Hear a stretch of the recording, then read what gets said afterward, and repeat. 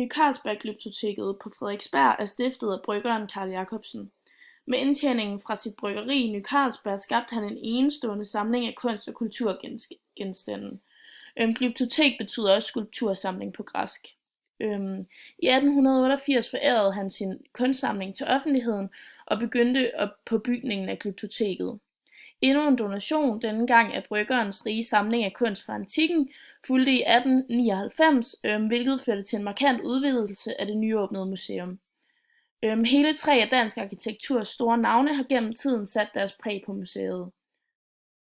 Glyptoteket består af 4 bygninger, og her der ser vi en af forsiderne.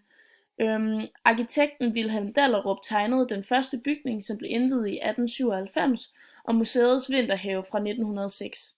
Samme år åbnede arkitekt Hack Kampmanns bygning, der blev opført til den antikke samling. I 1996 åbnede glyptoteket en ny fløj tegnet af arkitekt Henning Larsen til samlingen af fransk malerkunst. Her vil jeg tage fat i Vilhelm Dahlerups facade og arkitekturen, selvom bygningen generelt er super interessant i forhold til græsk arkitektur. For eksempel er dyreverdenen fremtrædende i Kampmanns facade, som er omme på den anden side af glyptoteket, eller af det glyptotek, vi ser her.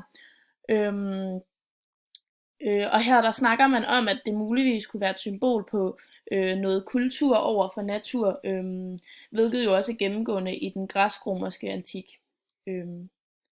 Vilhelm Dahlerups facade, som vi ser her, er inspireret af historicismen, hvilket er kendetegnet ved bygninger med brug af træk fra forskellige historiske stilarter.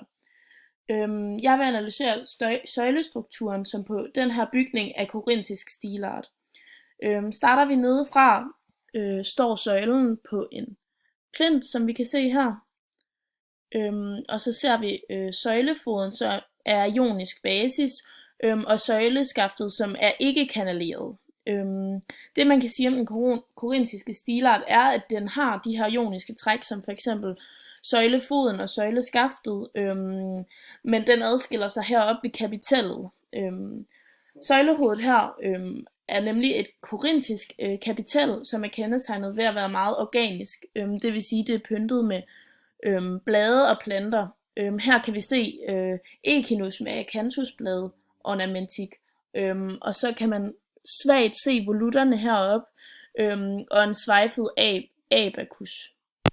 Så har vi arkitraven heroppe, som man kan se er sådan inddelt i 3, og frisen, og så har vi igen et jonisk tandsnit, og til sidst har vi gejseren, som ses heroppe.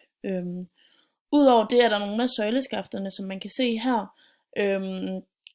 Der er pilastre, i stedet for at de ikke kanalerede og runde, kan man sige. Det vil sige, at pilastrene de er kvadratiske i stedet for runde.